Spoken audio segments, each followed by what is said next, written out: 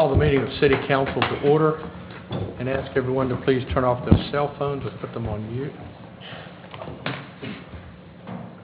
I'd like to invite Don Bly from Ward 6 to offer our invocation. Let's bow. Our dear, kind, most gracious Heavenly Father, as we assemble here this night to take care of the business of City Council, we invite that Spirit to be here with us to guide and direct our minds and our hearts. The decisions we have to make will be the right ones for the citizens of Franklin. We thank Thee again for all Thy many blessings and all that's given us. We ask Thee to watch over our military, keep them safe, and watch over our families and loved ones and keep them safe also. And again, we thank Thee for all the many blessings, and we do this in the name of Jesus Christ. Amen. Amen. Amen. Please join me in the pledge of allegiance. I pledge allegiance to the flag of the United States of America and to the republic for which it stands, one nation, under God, indivisible, with liberty and justice for all.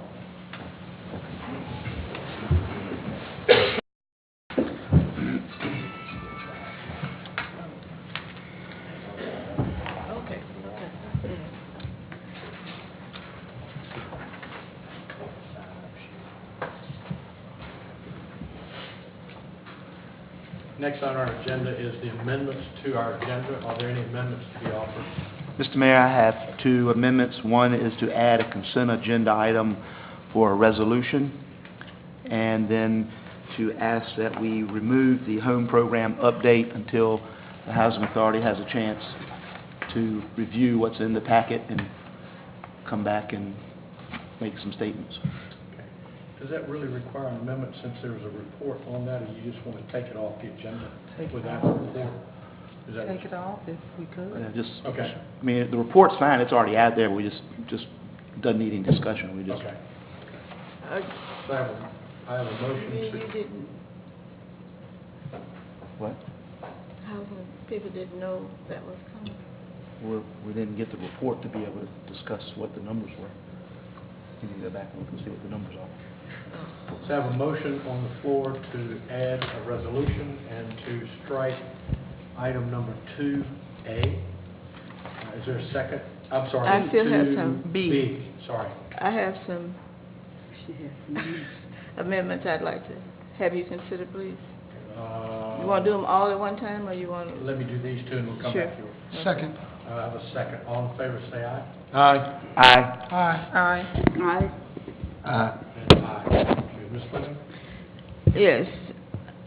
We don't have on this agenda reports from boards and commissions, but I have not gone to the last SIPSA meeting, as I told you, but Mr. Taylor went, and I would like for him to be added to the agenda to make a report on the SIPSA meeting.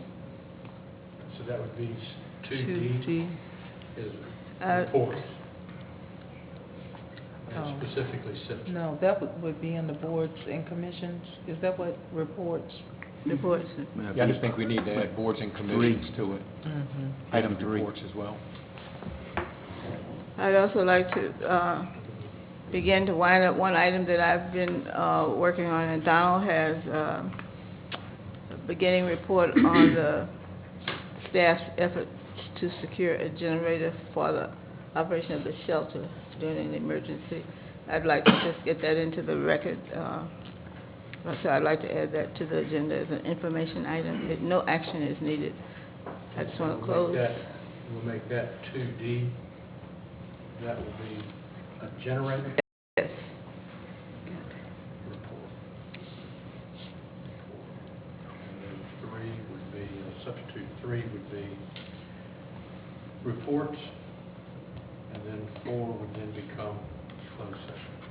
And the other item is that staff has pieces that are moving through the legislature. And I know we don't normally deal a lot with those, but these have the potential to have impact on the cities.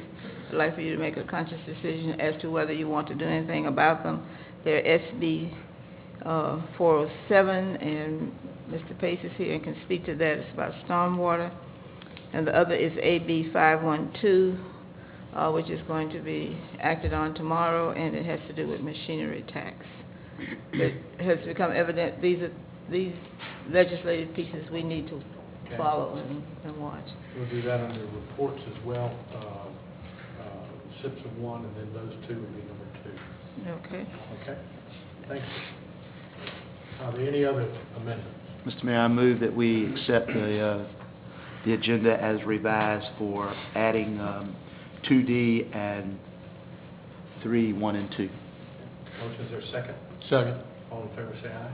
Aye. Aye. Aye. Aye. Aye. And aye. Motion carries. Thank you. Thank you. I'm late, I'm sorry. but did it include 4, making that closed session number 4? Yes. Okay. I didn't say that, but if you put the other ones in, it would automatically fall down. Sorry. Okay, now we have the agenda set. The next item on the agenda is minutes of the previous meeting. Are there any corrections or additions to those?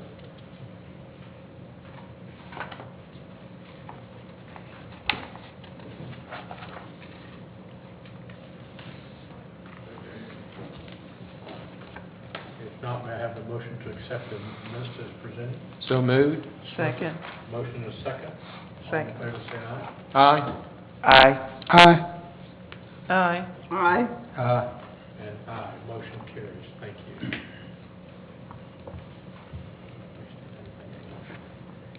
Next item is citizens' time.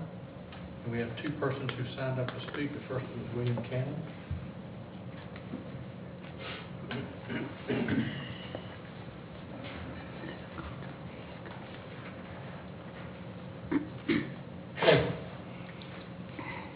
William Cannon, 112 Page Street, Franklin, Virginia. Before I begin, can I answer your question? Is it still 5 minutes? Is that correct? Can you let me know at 4 minutes? If not, I'll just put my watch up here. Okay? I'll start. I want to talk about a tale of 2 cities. First picture we get, pictures some members of council trying to project that everything's fine. You have accomplished a lot in the last 2 years. You're proud of your behavior, and some on council running for re-election have even said they want to finish what they have started. The real picture, the picture that we see behind me, the camera showing, we see live on Monday nights or hit or miss on cable reruns that still aren't straight after a year, is jealousy, trying to get even, backstabbing. We're not happy with this that you have started, so why would we ever want to continue on this path of destruction for our fine city? In a recent article in the Tidewater News, a council member has said, recent events has damaged our city's reputation and handicapped council's ability to govern effectively. It's not recent events that have done this, but polarizing actions of certain council members to do their own thing and forget about the citizens. Mr. Cheatham started, very good, a business-friendly committee because we were not very business-friendly. But what he left out was, we need a citizen-friendly committee. Anytime citizen involvement is mentioned on committees or input, you look the other way to not interfere with your personal agendas. You limit the time we can discuss items with you, and you even cut off our discussions if we disagree with you or what you're doing. You need to take some lessons from the old supervisors in Southampton County who would not listen to their citizens, and they got replaced.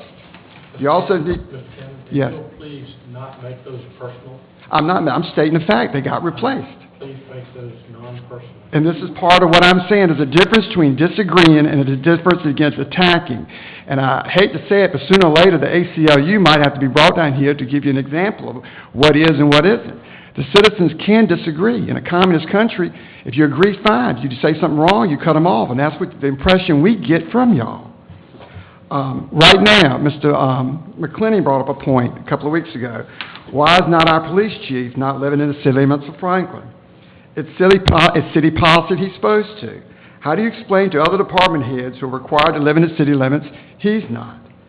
Okay? We now have a police chief, I understand assistant police chief, and up to 10 policemen living outside the city limits. Who's protecting Franklin when they're off? Who? Doesn't this bother y'all as city council? Somebody, everybody seems to know, but nobody wants to ask a question. I like our policemen. I'd love to have them here. If we're good enough to work here, they should be good enough to live here. What is our short-term and long-term economic plan for the city of Franklin? We don't have one, from what I can see. One of our council members tried to get information on lost businesses and jobs and how much we have spent on the industrial park, but you turned him down for non-interest. It is as if you don't want the citizens to know or how little you have a handle on getting us out of this mess we're in. I'm concerned about the cost with the rising cost of gas, of police cars going out of the city limits of Franklin. One of our city councilmen has asked the city manager for how much it costs every month for gas and upkeep and expense, hasn't got the information, went through the Freedom of Information, hasn't got it. I would like that information made known to the public and to you, so we can decide whether this is a luxury or a necessity. I'd love to have our policemen back here in Franklin. I'm worried about our schools. Our schools seem to be getting worse and worse, and the no zero policy came up not too long ago. Luckily, it got turned down. I'm real concerned about that. Your wish to change the charter, whether you want to admit it or not. It has the smell of certain council members trying to get even with other council members. That's what we see. That's what we perceive when we see these meetings. The email saga from the city official to the Isle of Wight official, okay? This was personal, not personnel. Was a reprimand given, and how many people were given a reprimand? The citizens have a right to know. Y'all hide everything behind closed doors. I was also told that more than one person was involved, even the department head. And if this is true and nothing was done, maybe it's time that we investigate the investigators. As I said earlier, Ms. Johnson, Mr. McClenny was talking not too long ago, and Ms. Fleming mentioned that it was a personal, not a personnel issue between him and the police chief. And he said, that's what I've been trying to tell you, and you cut him off. He wasn't attacking anybody. He was stating a fact that she just made. Your 5-minute rule to interview school board people, that has been a disaster. These are the appointed positions you make, and the last person you reappointed was one who supported the no zero policy. Also, if you felt like you didn't have enough qualified people applying, why didn't you do like you did last time and ask for more people to apply? You didn't do that. That's 4.5. Okay? I'd like to see save money on early retirement plan put in place, as well as an audit of all credit cards. Other cities have done this and have found significant savings and misspending in these regards. I'd like to see in writing, do we have a plan for succession if something happens to the city manager? Who's the next person in charge? And we also need to look at the salary of the Director of Franklin Southampton Economic Development and decide whether we want to continue funding him at the level we are based on what the results he's had over the last couple of years. And also, I think with Steve Stewart in the paper talk, we need to really get serious about talking with Southampton about combining services to save money. Where our city's at a crossroad, election time's coming, you're going to be asked these hard questions when you go and have your meetings with your citizens, and this is what we see. Sometimes I think it's not what y'all see. Thank you. Bye-bye. Next to sign up is Holt Livesey.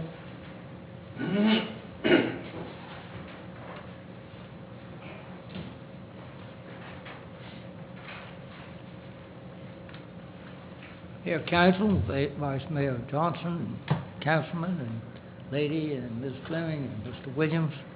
I appreciate the opportunity to come to talk to you tonight. I was asked to come and say something about the gala, the 50th anniversary of Franklin celebration that's going to be held this coming Friday night. And it was perceived by somebody that you people and other people didn't know exactly what was going on.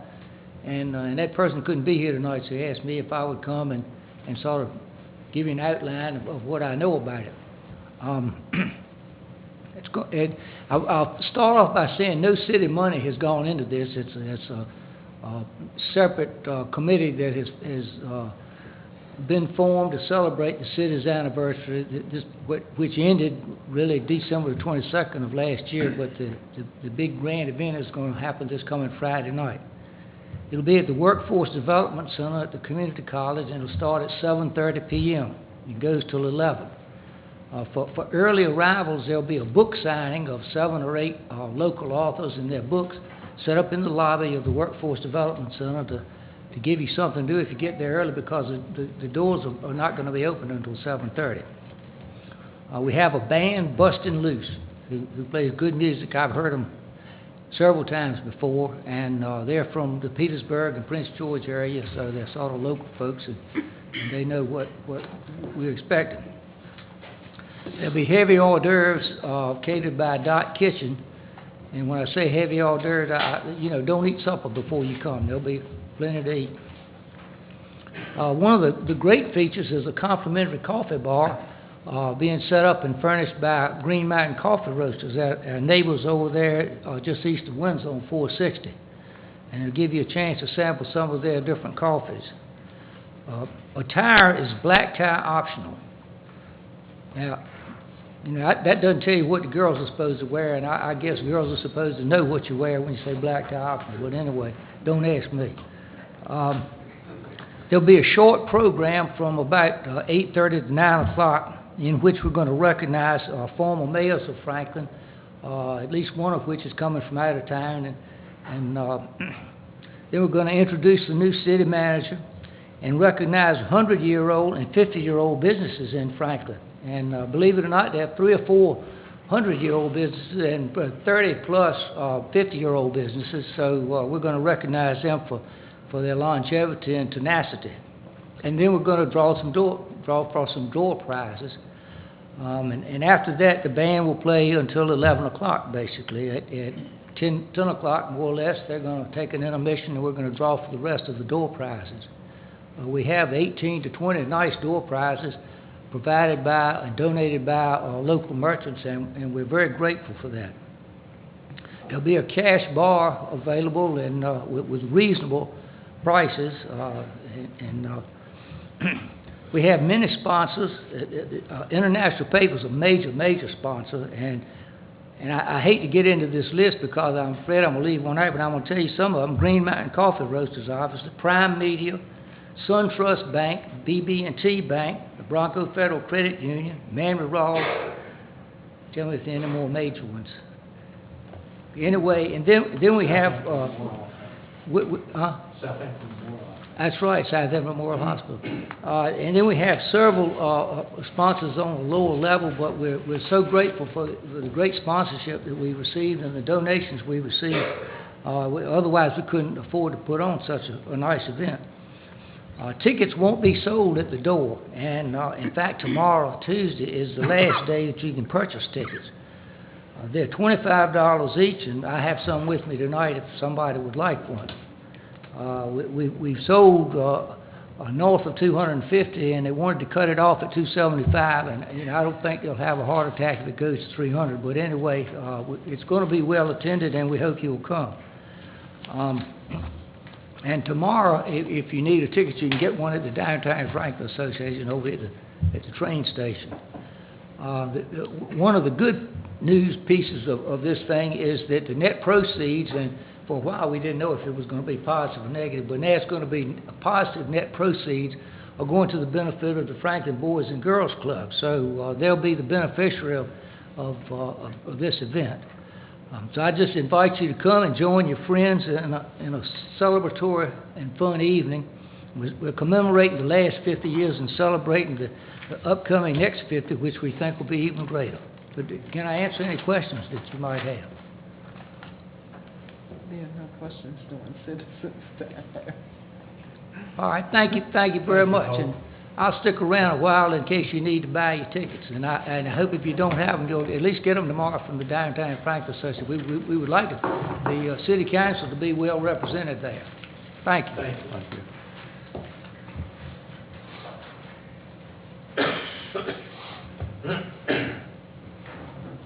The next item on our agenda is financial matters. Ms. Rawls.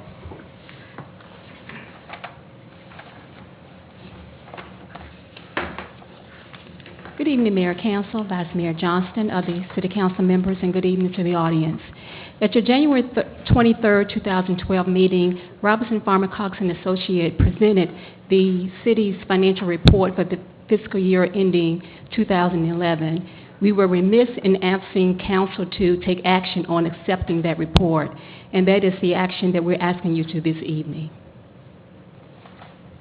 Okay, the action is required to have a motion to accept the comprehensive financial report, period ending June 30th, 2011. May I have such a motion? So moved. Is there a second? Second. Any further discussion? All in favor say aye. Aye. Aye. Aye. Aye. Aye. And aye. Motion carries. Thank you. And that's it? That's it. Oh, my That's goodness. it.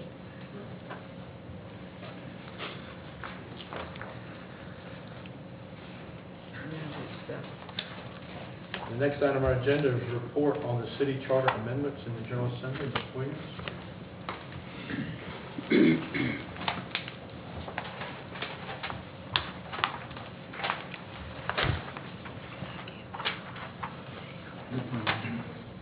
Mr. Mayor, before we get into that, where did we stick the consent agenda? Oh, sorry. Let me back up, please, before we get to that item. Thank you. We had an amended agenda, and that included two items. The first was a resolution. May I have a motion to adopt the resolution? So moved. Motion, is there a second? Second. All in favor, say aye. Aye. Aye. Aye. Aye. Aye. And aye. Motion carries. Would council please join me on the, down in front of the podium?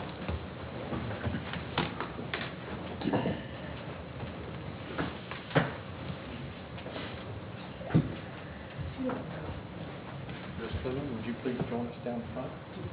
We were going to serenade you sitting here. Oh, please. No.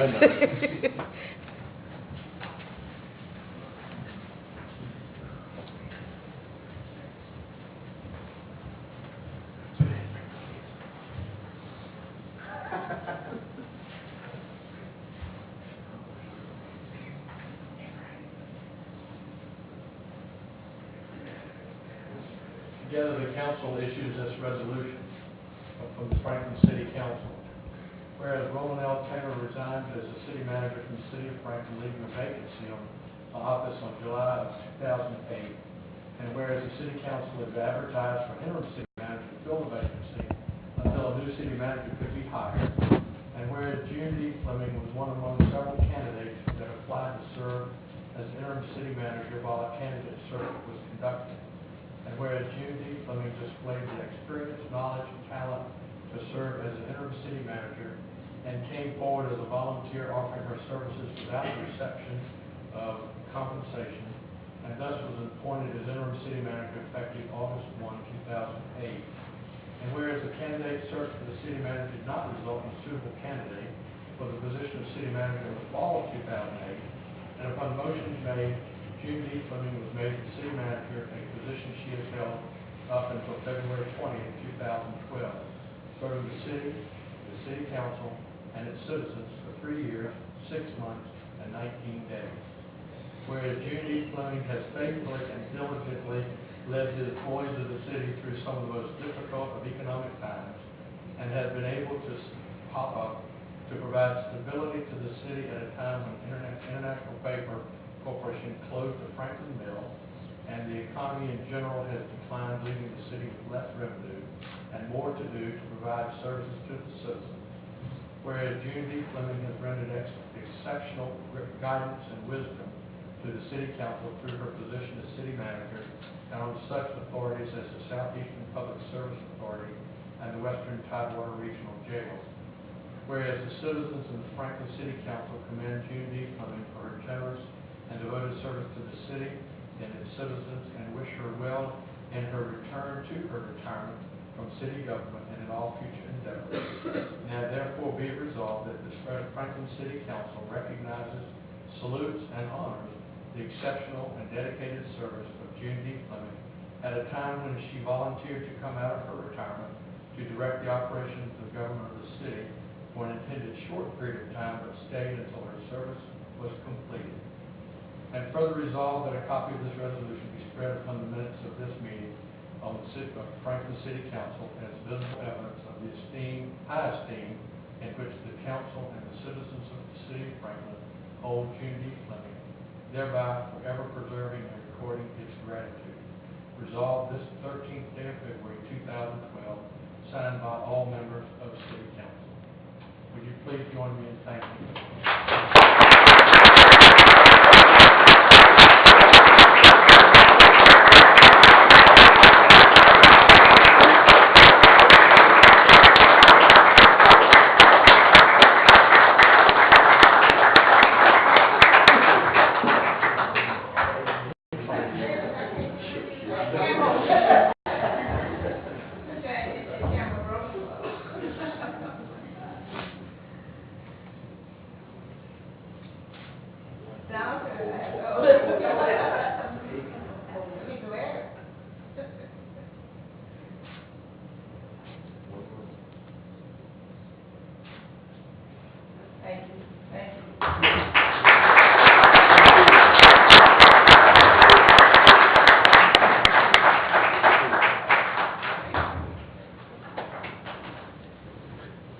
Would you like to say something?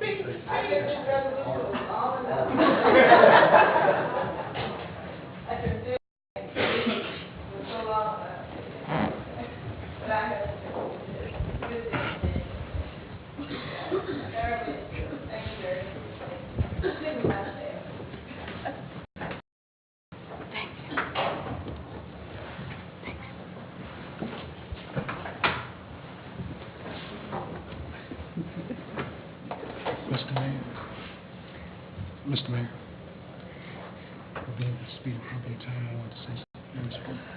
Thank you. Would this be the appropriate time I want to say something, Ms. Fleming? Yes. Ms. Fleming? Yes. I would like to take this time to, I asked when we had a small meal earlier, will we have an opportunity to say anything? On behalf of the residents of Ward 3 that elected me, I would like to thank you for what you have done for our ward. We have seen significant benefits under your service. I have the fortunate honor of being able to say that since I was elected, I accomplished some things, but none of the things that I accomplished were done without you.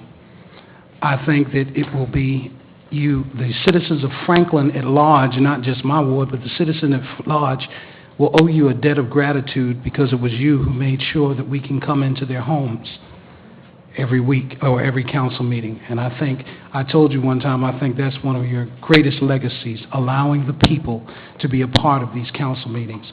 And again, I'd like to thank you for the improvements that you have done on behalf of the citizens that I have made requests to you for, as well as helping improve our streets along our main corridor of South Street.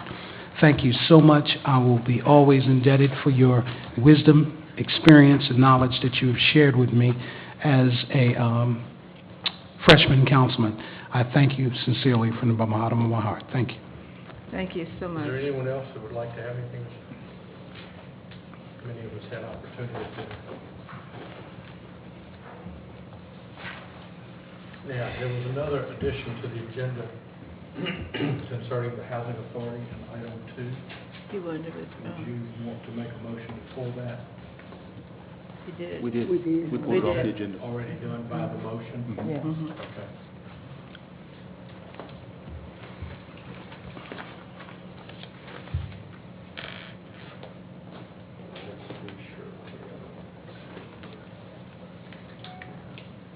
So that brings us to old and new business.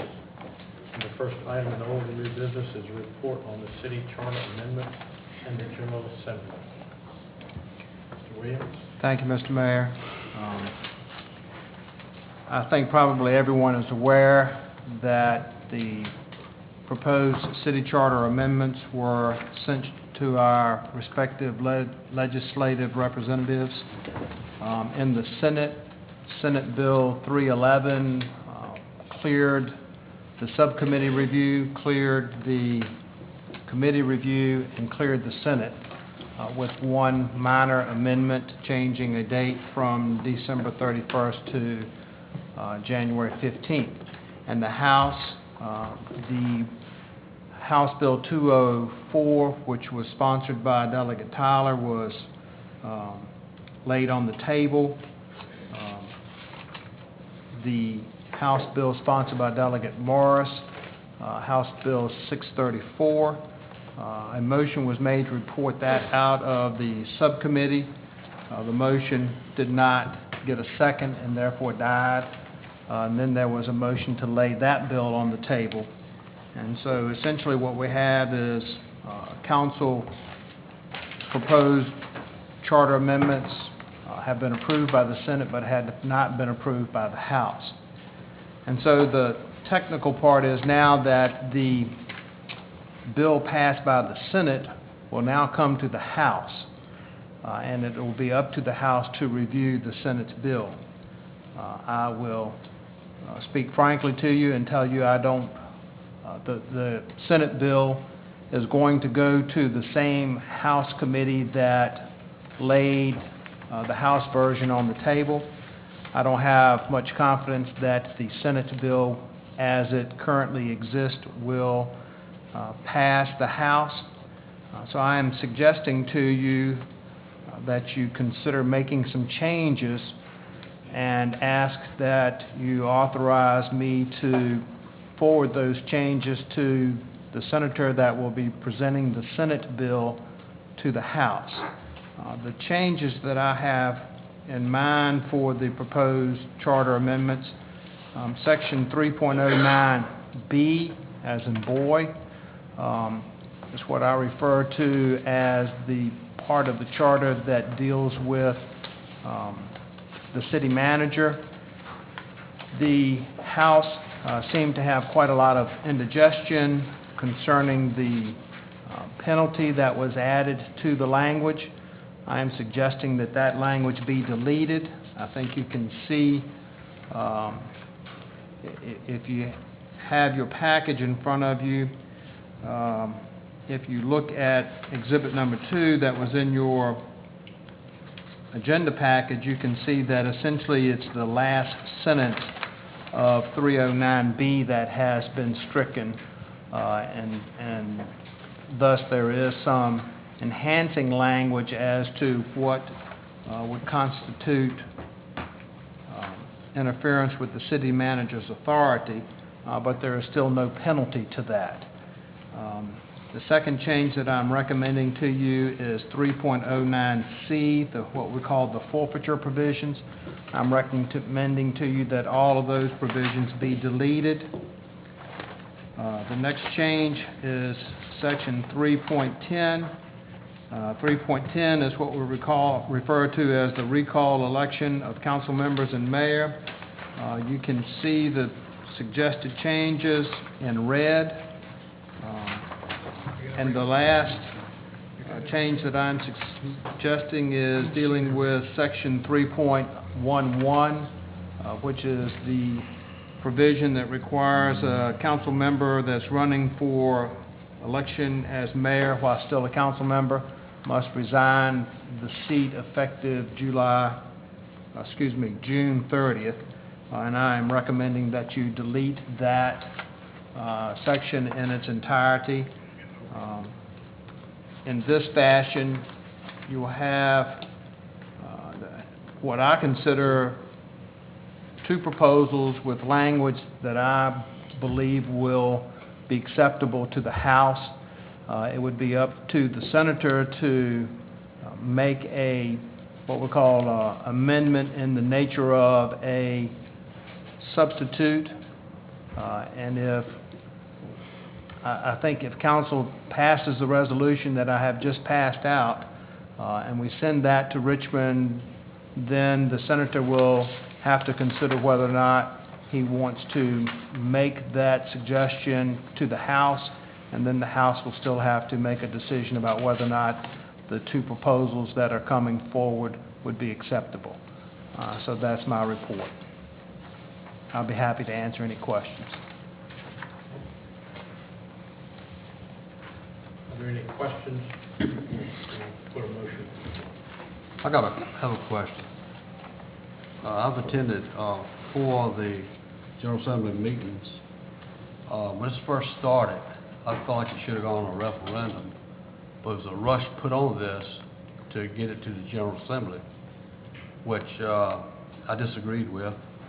And I said tonight that it was passed to send it to the General Assembly, that once it got there, and if I found out what day it was going to be heard, I was going to be there in opposition of it, because through my experience, this is my first experience with the General Assembly, what we had taken up there, it was a lot of criticism from the committee that some of this was unconstitutional, and it was also not by the law. All right, so I think what really opened my eyes a lot that I wasn't aware of We have 5 amendments here that we're putting into our charter. The delegate asked, are all 5 of these in any one of the localities that have these in their charter? And the answer was no.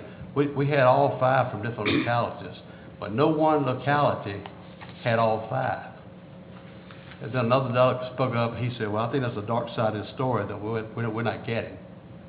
And so that's pretty much what's pushed this aside.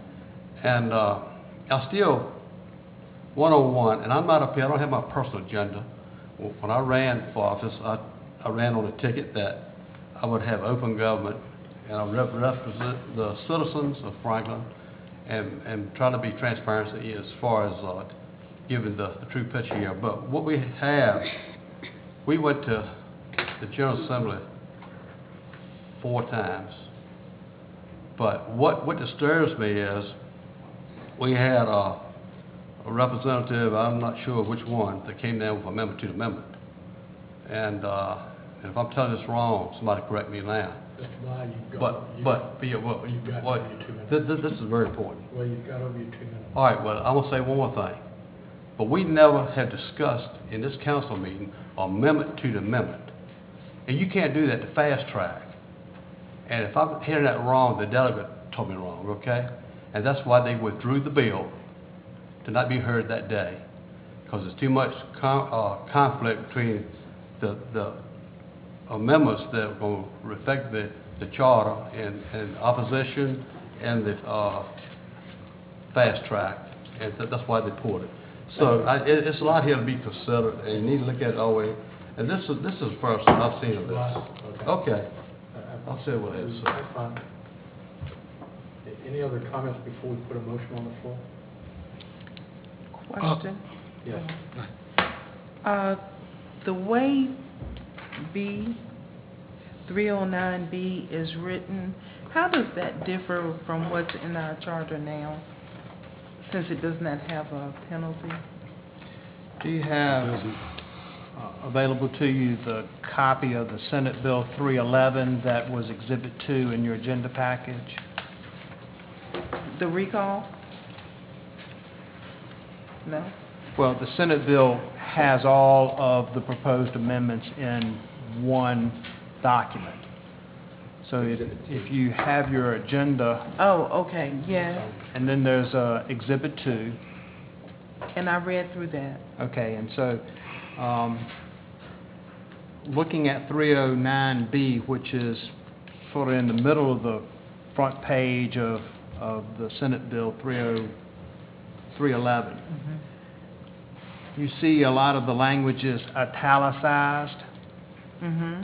The italicized language is what was added to the bill. The regular type, or I'm not sure what you call that. I know it has a name. Is that Roman? I don't know if that's... I know what you're saying. 2 times Roman? New time Roman, okay, New Time Roman. So that which is New Time Roman is the original language.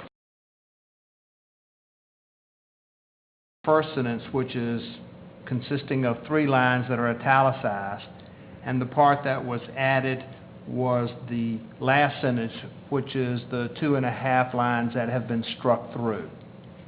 And that's what I'm recommending that you delete.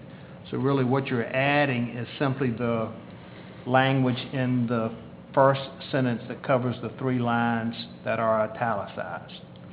Well, neither one consists of a punishment. Neither one has a punishment, correct? The charter as it exists now does not have a punishment.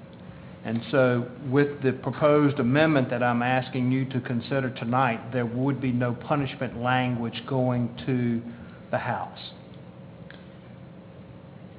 So I'm trying to figure out why it's necessary to send this to the House if it's nothing in there that's impacting the punishment. The process at this point is the Senate has approved the original language that we sent. Okay. And of course, the House has laid it all on the table. So we have one side of the legislature saying it's fine and dandy, the other side of the legislature saying you can't have any of it. And the Senate now has to send its version to the House. So the House gets, as you say, the last say as to what's going to become with the bill. My fear is that if you don't make some amendment to 309B, because the House has the last say on the thing, they could make the decision not to approve the language that they have already rejected. Listening to the House in its discussion and talking with people afterwards, it became apparent to me that what really concerned the House was the punishment language, which I have stricken through. And so it's my feeling that with that punishment language deleted, the House should find the rest of the language in subsection B to be okay and would approve it. My heartburn, or what I'm not understanding clearly, is the difference in B as it exists now in our charter and what you're proposing. The difference is the italicized language. We are adding the italicized language in B. I see it, but okay, all right. I don't have any better way to explain it. I mean, what that language says is what it says, and of course that enhances some of the authority or protections, if you will, for the city manager to be able to conduct his or her responsibilities without the interference from city council. The italicized language is what we're talking about. All right. And that's the addition. It seems to add clarity to the regular language that was already there. Okay. That language as written exists. In the research that I conducted, there are 39 cities. 22 of the cities have language that is the same or similar to what we're suggesting would be subsection B for Franklin. 22 out of the 39 cities. Okay. So it's really a matter of clarity. But we're adding some language that provides a little bit more clarity. Yes, ma'am. Mr. Mayor, I'd like Any other to questions? clear the air on one thing. Mr. Bly? Yes, sir. You had, according to our rules, everyone else has to speak first. So, well, let others speak first. Okay. Yeah. Is there anyone else that has a question? Mr. McElmore. I don't have a question. I have a statement, I guess, or maybe a question for my colleagues. I have the experience of attending the General Assembly, and from one thing, I think that every citizen of the Commonwealth ought to try to attend to see how business is conducted there on your behalf.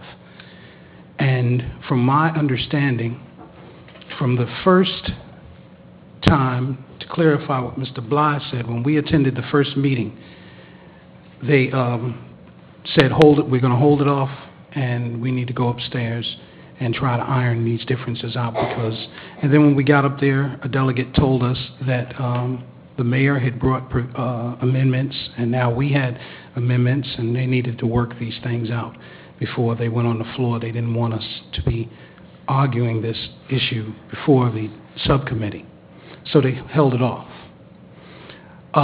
That's why it was delayed the first time. The reason that it passed in the Senate as it was sent forward is because the way our government works up there, they bring bills up, and if don't nobody complain about them, they go right through, pretty much. They might make some minor alterations if something jumps out at them, but they pretty much on an assembly line. They had 3,000 bills that were introduced, and they really don't take a lot of time, and that's just like with the Patriot Act. A lot of times they don't read them. So nobody opposed the Senate bill, and the Senate bill passed, went right through. That wasn't the case with the House bill. The reason that no one opposed the Senate bill was we didn't find out about the hearing. The hearing was at 11 a.m. on the morning of. We found out at 9:30 the morning of. So we didn't have an opportunity to get to Richmond to raise any opposition. Had we raised opposition, I think that it may have failed in the Senate also. But where we stand now, the House has looked at this bill thoroughly and given the delegates, Morris and Tyler, an opportunity to go back and fix it. And that's what they brought back last Wednesday. And it still wasn't fixed. I think that was due to our rush to judgment to prepare this.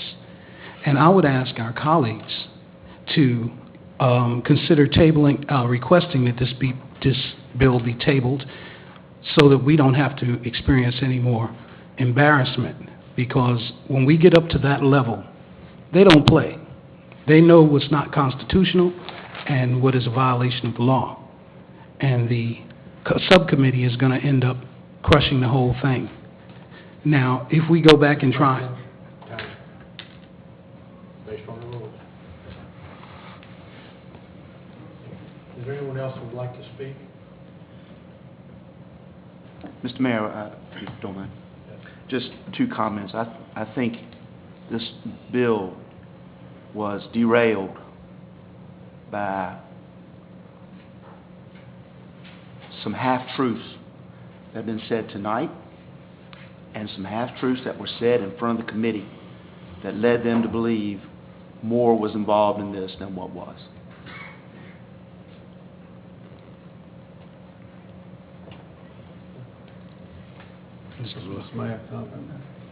I think I agree with Mr. Burgess on that point, but at the same time, I think that the only thing that I heard them talk about as being unconstitutional at the meeting that we were at was one part of it, which was the penalty involved. I didn't hear any complaints about a recall except for the possibility of maybe having the citizens vote at the same time that a recall is going on in case the recall went through. That's the only thing negative I heard about the recall. I personally think the recall is good for the citizens, that, as one of my citizens in my ward said, that they give you the lemon law, but they won't let you recall a council person or somebody that you've elected. And they think that ought to be involved and be allowed.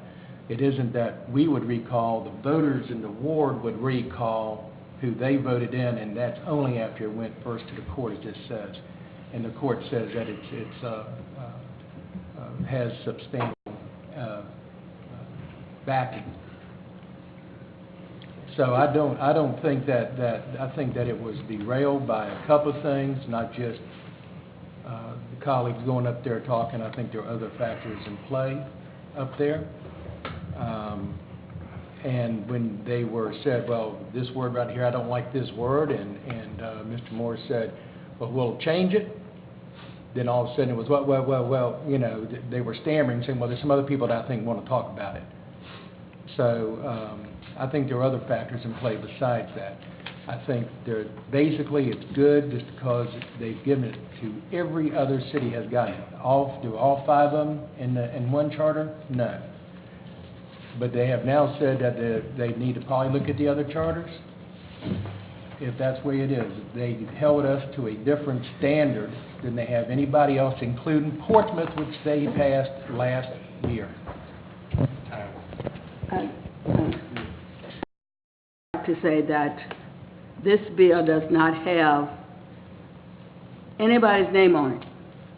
All of us are governed by this bill. That's why I see the fairness in it, because there's no name. It could be a blame game, as some see it, but I don't see it as a blame game. No one name is on it. Okay, we've each had our 2 minutes. Can I have another about it? The next, I'd like to. oh, I'm sorry. I also agree with the charter amendments because the citizens should have the right to recall. If the citizens placed me in this position, the citizens should be able to. And all of us have gone on record supporting that at one time or another. What bothered me about our appearance at the General Assembly, some of us acted as if we were representing council. And if a motion passed by council, that is the majority speaking. So if you want to go to the General Assembly as a citizen, that's fine, to oppose anything that this council passed. But going as a council person, directly opposing what the majority has done, I just have heartburn with. Thank you. We've each had our 2 minutes. Can I have, doesn't say I can come back? Mr. Bly, the procedure is if you look at line 2, we'll have an opportunity for discussion once there is a motion on the floor. Okay, go ahead. Is there a motion to be made? I'd like to make a motion that we ask the delegates to rescind the bill to 311. Okay. I have a motion. Is there a second? I'll second. Okay. I have a motion and a second on the floor. Any further discussion? Yes. I was cut short when I was trying to explain the fact is, this bill, as the city attorney has referenced, the chance of it being passed are very slim to none. If we were to ask them to rescind this bill, then we would have an opportunity to present something that council has discussed and agreed unanimously on. We didn't have that situation, and for the record, I do support a recall. However, I don't support, as the General Assembly said, such low percentages being required, and also that there are no grounds. If we, in our position, have to make a decision that is unpopular, just because it's unpopular doesn't necessarily mean that we should be recalled for it. So I think that we need to discuss this and create some grounds for recalls, as well as change the percentage, and I would be in whole heart support of a recall. But as this bill is written, it is not going to get passed from the indications that we have, so why do we need to subject ourselves to sending something up there that once professionals that have been doing this for years look at it and said, we're not going to pass this. So why would we send something that is destined to fail? And as far as people representing themselves, I went on behalf of the people who elected me. I went as a councilman representing my constituents, as well as a citizen. And I believe that I have the right to represent my constituents anywhere in this country. So therefore, the General Assembly, I had opposition to these proposals, and I voiced them on behalf of myself and my constituents who were very unhappy with the council rushing this thing through and not including other provisions that were recommended by the citizens. Thank you. Is there anyone else who would like to speak? Well, I'd like to state, I stand where I did when this first came up to the floor here. I don't think it was handled right from day one. And when you cut the people out of having a voice into government, then we got a serious problem. You can't take 8,500 people and take a max of 20 people and make the laws for the city. The other thing is, when I went before the General Assembly, I was truthful in what I said, and I didn't drag out a false claim or anything.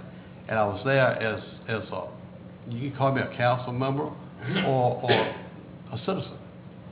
But this wasn't right. Like I stated earlier, I said I would be at the General Assembly when this came, because this here, you see, these flags went up, and I think the House saw this, so what they said, and I trust them more than I do people on this council, including myself. They know the law, and they know the ins and outs, and they voiced their opinion on it. It's a dark side to this bill that hadn't been told to the House. And the other thing was, they saw it and they voted on it. But I don't know why we keep pushing on this, and we got more important things in the city to do, to take care of the businesses and all that. And we're up here every week arguing over this. But I mean, what's the true story behind it? That's what I would like to hear. Who is really behind this, and who started all of this? The personal gains. And I'm sorry, that's what it is, personal gain. And don't sit there and tell me that everything was done by the law and all that, and that I'm supposed to be a yes man on this. I'm not going to be a yes man on it because I don't feel it's right, and the General Assembly didn't feel like it was right. And so you get here and sugarcoat it the way you want to. But I know in my heart, when I got there and the House ruled on it, I knew I did the right thing. And the other thing that Councilman McElmoy said about the Senate approving the bill, when it went before them, there was nobody notified, like he stated, to be in opposition of this, and that's why it went through. If I'd have been there, you'd have been there in opposition, it would never have gone through. So you can paint it the way you want to and make it look like a icing on a cake, but it's not here, believe me, it's not here. I'll rest my case on that. It is my understanding, Mr. Mayor, it was my understanding the Senate also had a couple of constitutional lawyers sitting there when this bill was presented to them, and I would assume that they knew the Constitution as well. The recall, our percentage in the recall was right in the middle of what the different percentages are throughout the state, so it's not out of line, and that is just the first step of a recall. It also has to go in front of the judge, and it is not us recalling you, it is your citizens that would be recalling you, the ones that voted for you. And I think the recall is a measure that is needed for the benefit of the citizens. And I won't back off on that either, and I've said that all along. Thank you. Is there anyone else who would like to speak? All right, I have a motion and a second on the floor. Is there all in favor of the motion, say aye. Restate it, please. The motion is to have this bill, I think the word was rescinded. So that's the motion. Yes, have it rescinded so that we would have an opportunity to work on the bill. Mr. Mayor? No, sir. We each get one time to make comments after the motion's been made. The motion's on the floor. All in favor of the motion, say aye. Nay. Nay? Aye. Nay. Nay. Aye. And nay. Motion fails. Is there another motion to be made?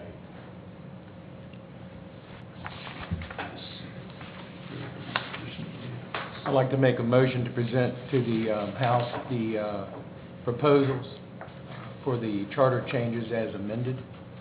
We have a motion on the floor. Is there a second? Second. Any further discussion? Yes, Mr. Mayor. Okay. Another thing that was left out of the report is, and the citizens need to be aware, that when these bills go up here, these delegates make changes like they want to. There was a time that when this bill was presented, they had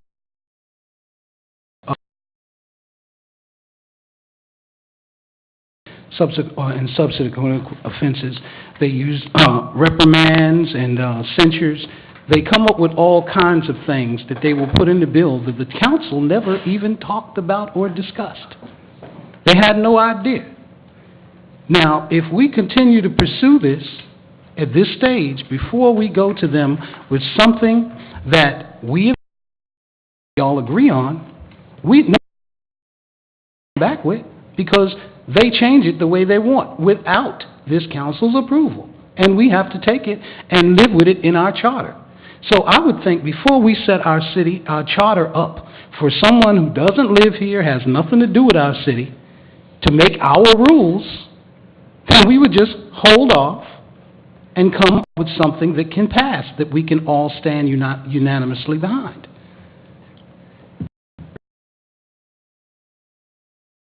Anyone else who would like to speak to the motion?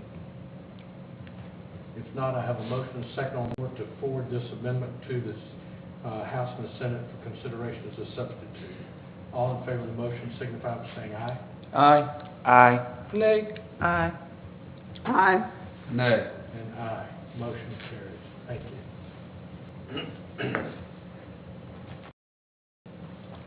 The next item on our agenda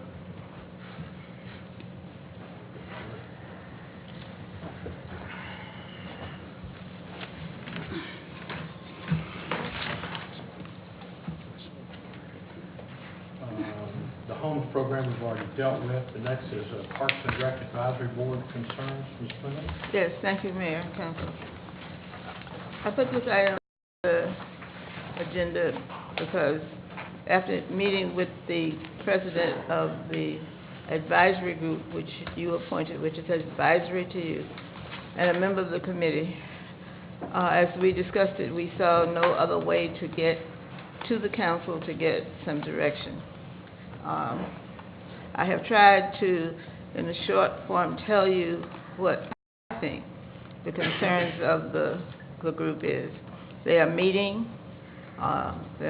regularly, they've had good attendance, they have ideas, they have things that they want to do, but they struggle with, I believe, inability to know where their authority begins and where it ends. Some of the things that they've described to me that they would like to do, they need assistance, they need staff help, the help of advisors from the community, and they need to be able to communicate, and they have no resources available to them except the staff does provide a meeting place. Mr. Davis does regularly attend the meetings. He reacts to the issues which he needs to react to, but they have no one to go out, for example, and do research. They have no one to write grants and things of that sort. So I committed to putting this on the council agenda so that you could give them some clarity as to what's available to them and what exactly you expect the protocol to be between staff and the committee and between council and the committee. They understand very clearly that they had no other avenue to come to you, so which I think is appropriate. They came to me and talked about it, and we agreed that we'd bring it to you. Now, Mr. Sykes is here tonight, and he will answer any questions that you have of him. If I've omitted anything that he would like to have added, I'd ask him to please come forward and do that, otherwise to make himself available to answer the questions like, what's their protocol, where are they going to get assistance from, questions like that. Have I omitted anything, Mr. Sykes? No. All right. So I am the facilitator because I thought they needed to hear from you. They know they can't direct staff and they just feel kind of stymied. I'd ask you two things. One is, with the pleasure of council, I'd like to ask Mr. Sykes to come up and maybe be able to share a little bit more detail with what he's expressed to you. And secondly, I would consider that we probably should have a work session to go into detail. I know that it tried to establish the committee. There was an effort made in a work session to try to outline some of that stuff, and perhaps we weren't clear enough. I don't know. Sorry, Mr. Sykes, I tried. I would kind of think, in fairness to Mr. Sykes, would set up a work session so he can have, so I'm sure it's a joint effort. It is. In that. Whatever the pleasure is, I feel like we've got him on the spot. You do, and I don't want to make, he's perfectly capable of speaking for himself. I agree with Ms. Fleming. I agree, Ms. Fleming. I look forward to Mr. Sykes being able to make public address, so you got to start sometime. Is there any additional information you want to add? Not really, other than what we've been meeting with different committees within the city, and I mean, making progress. So I really want to thank you guys for your help. What would help me, I don't know about the rest of council, if we could get a list of some of the specific items that you're looking at, what kind of help would be needed, et cetera. Can we get a list of that forwarded to us? Yes, we can do that. Okay. I think that would help us get ready for a work session. Okay, sounds good. Would you include, excuse me. In the few short days that I have, I would help you come up with the specifics, but let me give you a good example. They know, and when I'm wrong, you stop me. They know where they can get grants, but they need help to do the research. They need help to write the grant. They don't have the person power to go out and, in some cases, it's just counting and knowing where things are. And you know writing is not an easy thing to do, and they're eager to do that, but they just can't. And they can't tell staff to do it. I mean, we're very clear about that, and should be. So, Mr. Sykes, maybe the workshop is not a bad idea. I'd help you pull something together before I leave, but after Tuesday, I'm off the clock. I would like to ask if we're using grants as an example, what do other departments do? Because I know they go after grants, like Community Development Beautification Committee. Well, you know, we do. Yes, we do seek grants, but when we seek grants, we have some things available to us that that committee doesn't have available. If Donald goes after a grant and he needs statistics, he goes down to the consortium in Hampton Roads, HRPDC, and gets that information. Mr. Sykes can't do that, and often once Donald gets that information, it has to be massaged and made to fit whatever the issue is. So we could get the information for him, but we don't have staff to give him that kind of help. They have letters, volumes of letters they want to write. I'm not judging the quality of it. I'm just saying they want to do it. They have no support. So they sort of say, what can we do for you, council, if we don't, you know, have some help? Maybe the answer is just share your ideas, but they want to do more. And I don't mean to speak for you. I'm saying you're doing a good job. I understand what you're saying. I'm going to shut up while I'm here. Okay. I understand what you're saying, but they, like the Beautification Commission has Donald. The Parks and Rec has Frank, the department head. Exactly. So I'm trying to figure out what additional support they would need if the other committees are functioning as a whole. I would say to you, listening to Mr. Sykes, it's the nature of the committee. The Beautification Committee does do a lot of its work, but a lot of it you have allowed planning department to do, but they aren't out trying to create things. They are choosing spots to do things, and they get benefactors who come and give them resources, and then it's a matter of getting approval to get it done. They need to go, the recreation group needs to go and find the resources. That's the difference. The beautification people come to them with money and say, do this. They need to go and find people who are going to give them the money to do things. I'm a little That's not easy. May I ask a question? Sure. It would seem to me that it would be very inappropriate for the committee to seek a grant to start with. Well, they need to hear that. Okay, Yeah. you don't have that authority. That's But you good. do have you do have the charge to suggest to the director or the department head of Parks and Rec that we ought to look for a grant to do something. And in concurrence with that, it ought to be the department head that provides you with that assistance to go look for the grant. Well, I think you hit it on the head, that they want to be active, see results. Mr. Mayor? And I think I your don't think charge that's was to be that advisory, to Right. suggest things, or to That's seek it. that, and to give direction, or give advice to, not direction to, Mm-hmm. but advice to, make suggestions to the department head, who, you know, like the other departments, I think should be receptive to at least exploring those ideas, and where a grant's needed, it would have to come, the city has to apply for the grant anyway, so there'd have to be some authority. Right. I would hope that you'd be getting that kind of support, but maybe in a work session, we find out that the staffing is less than enough to do what you need to do. Ms. Hilliard can go ahead. Go I'm ahead, sorry, Ms. Ms. Hilliard. Hilliard. What I would like to see is a program that you all, the committee, have come up with. So do you have a program on the table saying, I'm searching for a grant, or I need some help with this, the grant for this program? As of right now, no, but we are going through some things, and like I said, we are talking to different organizations within the city, coming up with ideas. But as of right now, no, we're not asking, but we are looking at, in case we do need to do that, which we will need to do that. Mr. Mayor? Because in that, Cliff, I'm sorry, go ahead.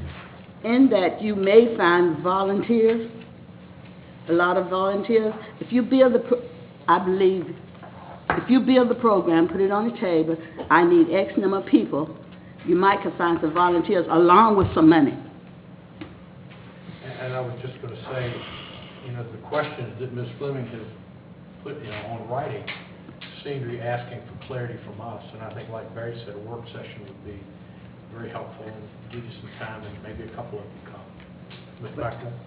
Yes, it's a little confusing from the description that the city manager gave regarding what they wanted. They need grants, but they can't go get grants because that's not what they do, or they don't have staff. I have to agree with the vice mayor.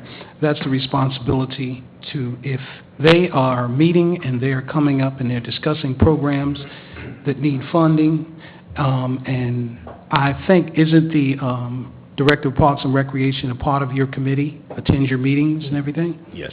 Okay, so with him understanding what is needed, I think that there is a staff member who should be qualified to begin pursuit of grants to bring back for permission, or either come for permission from council to pursue those grants, because he's aware of what you need to get done.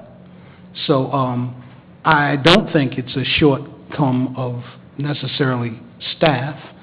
Like the beautification committee goes to Donald, and Donald helps them secure funds for their particular incidents.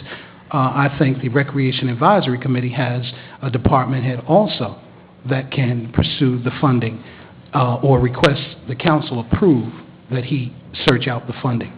But we haven't had any such request for grants from the Recreation Department.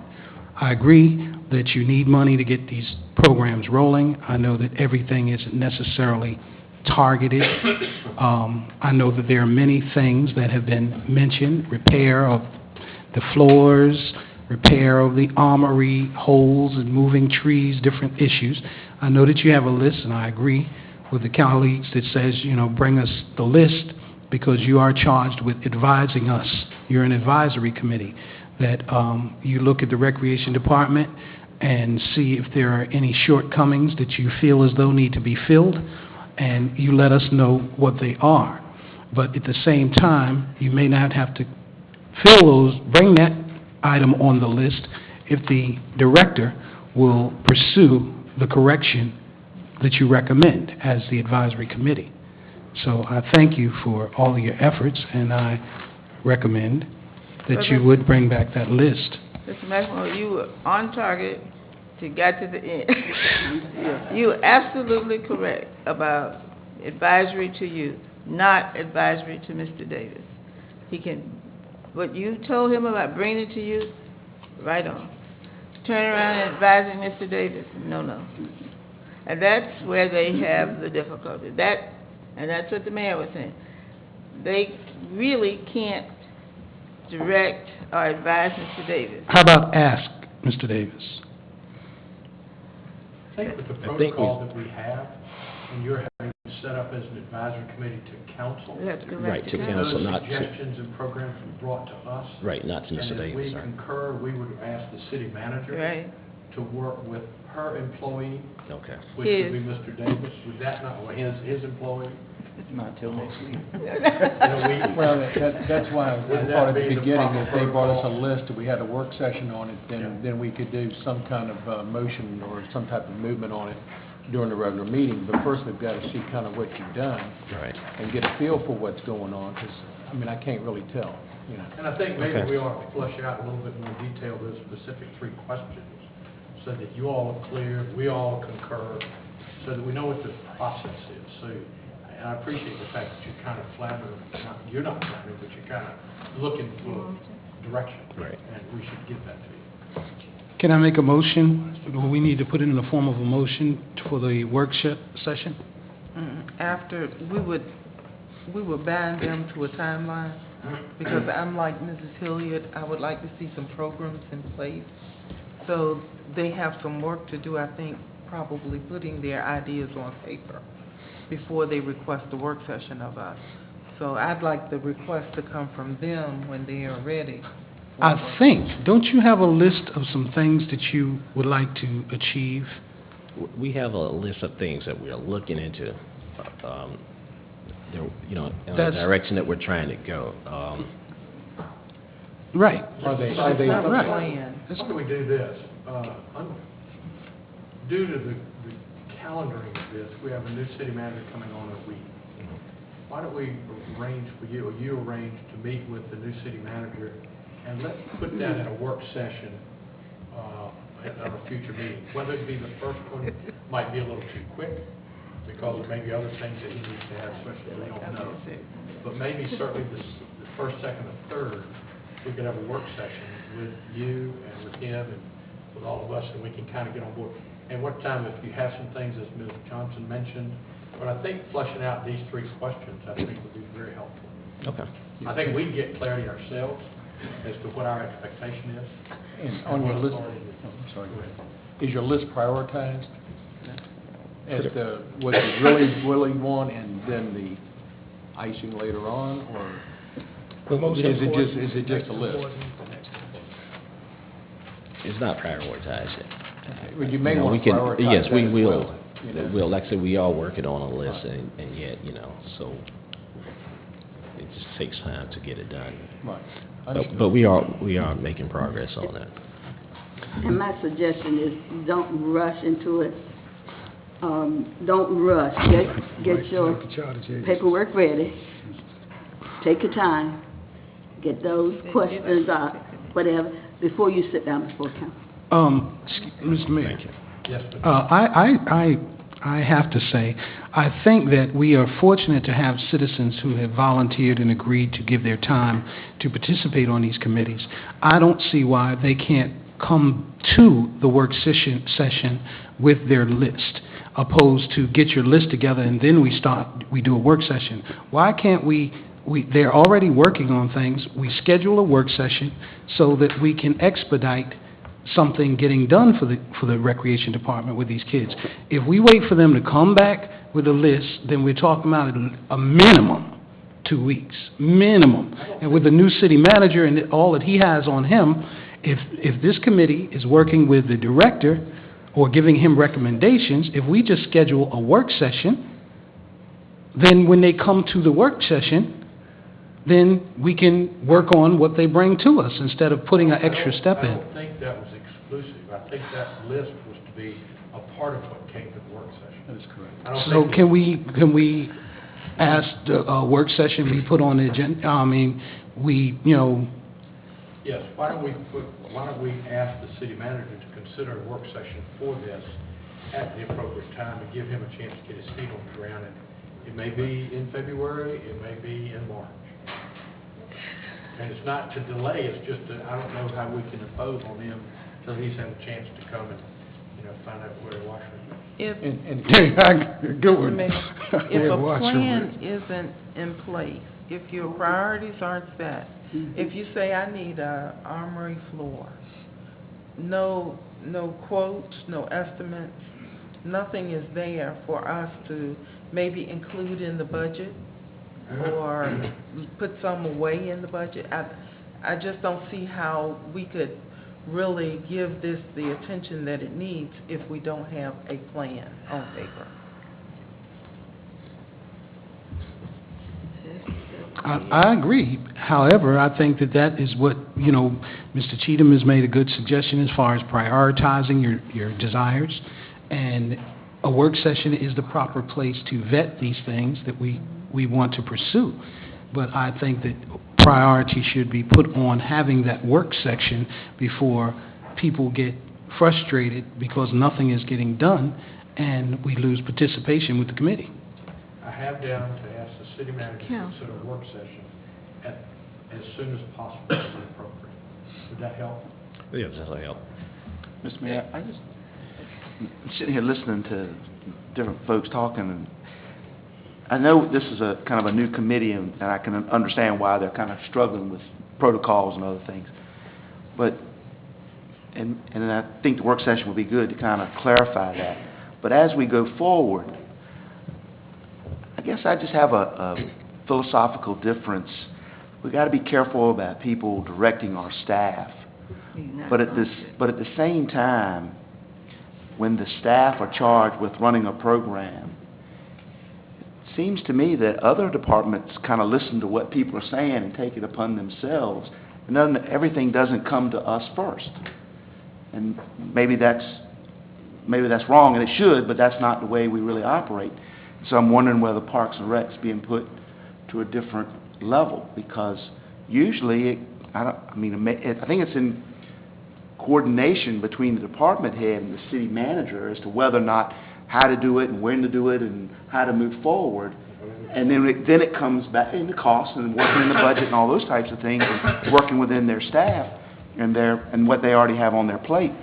But a lot of things come to us after they've kind of already gone through the pipe and been kind of tossed around and worked through before we give back direction. And so I think we need to do the workshop first, but I think a part of it is going to be really inefficient if every time they want to do something, they have to come back to city council versus being able to work with the director and the city manager. It cannot be done independent of that, but somehow we got to be able to bridge that gap. And maybe I'm wrong. Come on, guys. I mean, we're making a mountain out of a molehill here. This is a simple thing. You knew, and I don't mean to be impolite, but you pointedly established a committee that was advisory to you. That is it. They advise you. And you've been very clear with everything you've done of the separation between the staff and this council. And we are only doing what we have been directed to do. This group was asked to go out and do whatever you outlined, and I don't have all of your background information, but I gave it to the council. That's what you told them to do. You told them to report to you. They don't report to the staff. They don't report to me. They came to me because they thought they had an office where there was someone who would listen and get them back to you. You just need to decide, do you want them to be advisory to you, or do you want them to be an active group that works with staff? That beautification committee is not advisory to council. Their rules and regulations and how they proceed are clearly written out, and they follow them. And I don't let them go out of it, and they'll tell you that, and it does delay things. This group wants to be active. To be active, you have to be more than advisory. What you need is a work session. It doesn't take a genius to put you guys in the room together and decide what you want them to do. And that's all you need to do, and I apologize. But we're just talking about stuff and not getting anywhere. Got down to I agree. work session to have. And I'll resign now. That's what we Yes, so if you go ahead with the work session, we can Yeah. bring whatever we And have, let them just talk prioritize honestly it at to that you. time. And you decide what you want them to do, and they'll do Try it. to give you the direction. Sounds good. I apologize. No, that was fine. I didn't help you. See, it wasn't that bad, was it? Thank you, guys. Thank you, Mr. Sykes. just got to follow through.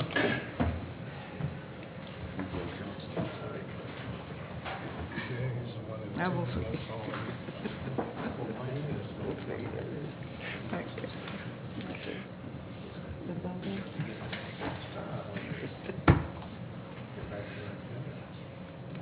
All right, Parks and Rec Advisory. All right, next we have some additions to our agenda. The first is a report on the generator. Yes, and I'm gonna make this very quick. No action, pardon me? The voting, Mm-hmm. there was Voting, nothing, right. the polls, Voting polls. Mm-hmm. I'll do both. okay. I don't see it on here. There You was were added. information on it. but Oh, we that didn't was add it. information. Yeah. Both of these are information items. No action is needed. And just in order in which they are in front of me, no priority, I'm going to pass to you just for your information because I want you to know and kind of tie this up before I leave. You will recall we had an issue with needing a generator at the schools when we had the emergency with Irene. And I just want you to know we have cleared the first hurdle, and Donald got notification of it. He has taken it upon him, his responsibility at my request, to try to find a way for us to afford to get the connects and a generator. And I didn't want you to think that I was leaving and not taking care of this. Donald could answer questions, but I don't think right now there's a lot. I just want you to know we're moving forward on it. To clear this first hurdle was really an achievement, and we think we're pretty well assured they're going to support us all the way. So we're hoping that we can get that and get it in place. So no action is needed tonight. but I know people are asking because the season's coming. The weather gets bad and we'll need that. Right, Don?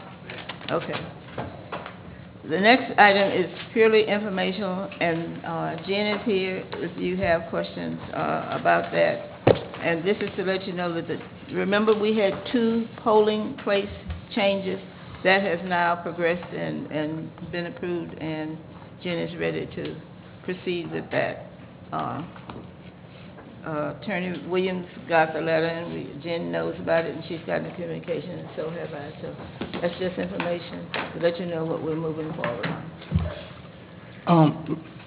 I want to kind of go back just for some clarification on the one? Generators. Okay. Is this, we're applying for a new generator, a brand new The generator? generator and the connect. Quick connects. I've been hearing, and I don't know, maybe somebody can clarify. I understand that there are a couple of generators that we have that aren't being used. Is that true? I don't know. Mr. Pace might know. Okay. And Oh, I need right, to tell Mr. you- Bly, I guess we'd ask. No, I don't know.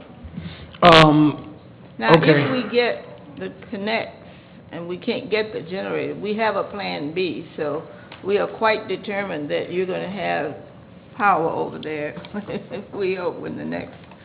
I thought we had generators that we use for peak purposes for electric somehow. I kind of recall You know more than I do. those discussions that we had. Those generators for peak purposes are. We don't even have They're inside building over there across from Moneywell. Okay, so those aren't movable. They're not movable. Okay, and finally, again, just something I heard. I don't know how accurate it is. I don't know if we could access it, but at any time we can save some money. I'm interested in knowing more about it. I understand there's supposed to be a big generator over at IP that is not being used. There may be generators, lots of places that aren't used, that aren't portable and can't be moved. We gotta be able to move one. Now, if we could get a generator that would service We our... looked everywhere. I can find out, but I don't believe that's true. But As I was saying, if we could get a generator, say there's one at IP or one of these possibly peak ones, why it you can't be keep that a moved. secret so long? They did surplus and donate a lot of equipment at the original shutter of the mill. Mm-hmm. I don't know anything about a generator. Because I'm thinking, does it have to be, and this is a question, I mean, don't tear my head off asking a question, does it have to be movable? Because can't we put it at the school where we would use for our emergency shelter, and it stays No, we have to there? have one that we can get over there. Where are you, Mr. Bly? Hold your head up back there. He's hoping you didn't see it. Yeah, but I did. All right, between you and Russ. No, we have to have a generator that can be put at that school and used, but it could be portable if we have the right connects. Like, if we had the connects and not a generator that stayed there, we could have a lease agreement with a facility that does that, leases the generators, and they would bring it in as needed. You can do it either way, and we will look at all of those. And we won't do anything until we have a plan to bring it back to you. But we thank you for your idea. Yeah, because if we can we can come up with a generator that we can move over there and leave it there permanently, since that is our shelter, our emergency shelter. Why does, if we can get one for free that we can leave there, then we don't need a portable one that we can just You need to move. remember, Councilman McLemore, that if you leave a generator there, you have to maintain it. You cannot have a generator that just sits and you turn the switch when you're ready to use it. No. If you have a generator there, you have to have a staff. Am I wrong? No, I'm going. A staff mans a I'm on a generator? roll, let me I tell you. mean, You have to go out there and service it and test it on a regular basis, just as anybody in this audience who has a generator at home has to do the same. But if you have a lease agreement with someone who does all of that for you and you don't have the staff to do it, and when you need it, they roll it in, it may be a more cost-effective way to go whatever's about the most cost-effective, that's Right. my Okay. concern. it. We're together. So we're moving forward on that? Yes. This is faithful. Yes. Thank you very much. And our election places are in place. They are, Thank you very much. they are. Okay, does that take care of those reports? That answer your question? You're looking at me. Hmm, Oh, okay. I'm fine. All right. The following reports are coming next. One is SIPSA, then stormwater, and then the two bills. Okay. Next is SIPSA. Attorney Williams. Thank you, Mr. Mayor, members of the board, members of council. I'm thinking about SIPSA board. I was at the last SIPSA board meeting, which was held January 25th. The next SIPSA board meeting will be held February 22nd. And I had my interest piqued because of a motion made by one of the representatives from the city of Chesapeake. His motion was to have the executive director of SIPSA engage in conversations with the Suffolk City Council about the tipping fee that isn't part of the contract of the SIPSA use and support agreement. If you recall, Suffolk, because it is the host city for the landfill, the use and support agreement for SIPSA says that it does not have to pay a tipping fee, so all of their trash goes to SIPSA without having to pay a tipping fee. The significance of that was brought out by the gentleman who made the motion, and what he stated in his motion was that at the time it was something that everyone agreed. It does not look good now as a reasonable contract, but it was the contract at the time. And there was probably, the term that he used, there was probably parity. Parity meaning that the value of what was being paid for tipping fees by the other communities was on a par with the inconvenience of having the landfill in the city of Suffolk. Now, because of the misfortunes of SIPSA, and because the tipping fee is so high, the gentleman indicated that there is no parity. What he said makes sense. What was the cost of the tipping fees for Suffolk 20 years ago, that cost was much less than what it is now. Way back when, the fee would have amounted to about $600,000 per year. Now it comes to about $6 million per year. And so the other member communities are carrying Suffolk on their back. And his motion was to have the executive director of SIPSA engage the council from Suffolk in discussions about what to do with the tipping fee, considering that the use and support agreements that we all have all expire in 2018. I think that's a date that you probably have heard before and may not have understood the significance of. But in 2018, all use and support agreements expire, and in essence, SIPSA won't be in the trash business except by name only, unless member communities sign a use and support agreement. So obviously, with everybody having their agreement expire at the same time, new considerations are going to be made as far as Suffolk is concerned if they want to continue to be a member of SIPSA. SIPSA owns the landfill, so the landfill will stay in Suffolk.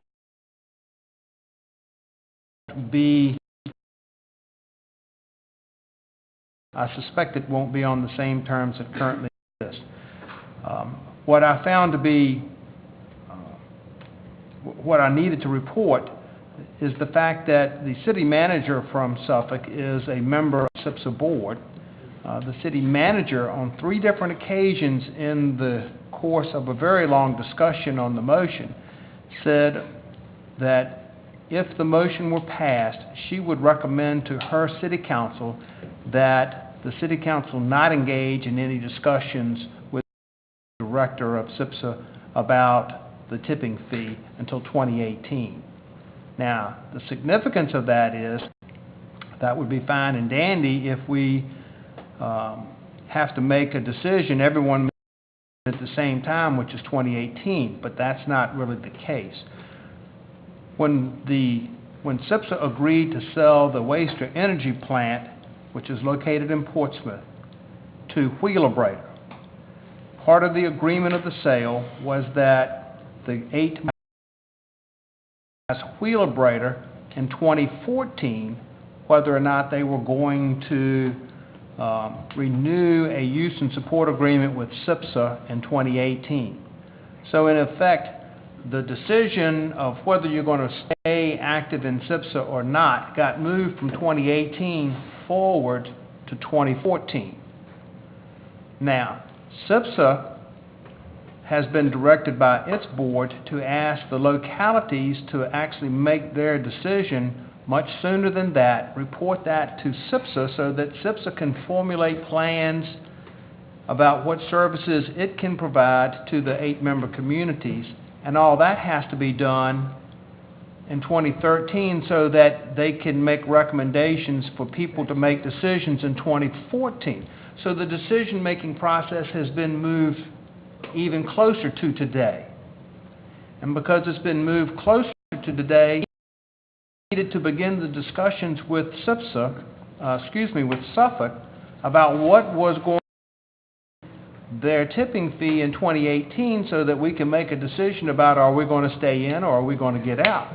Because in reality, we're right around the corner from having to make a decision to tell Wheelabrator we're going to renew a use and support agreement in some fashion, or we're going to go on our own direction.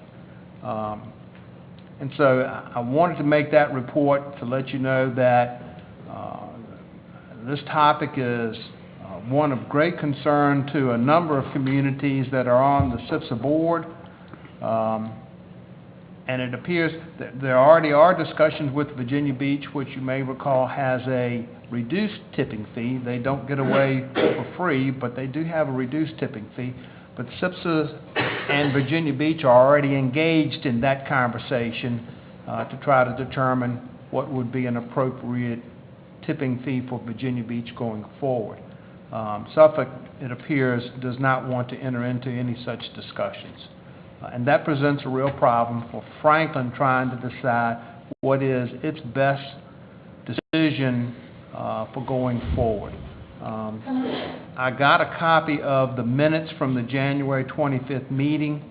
I'll be happy to forward those minutes to anyone that would like to see the minutes and actually see the discussion and understand the discussion.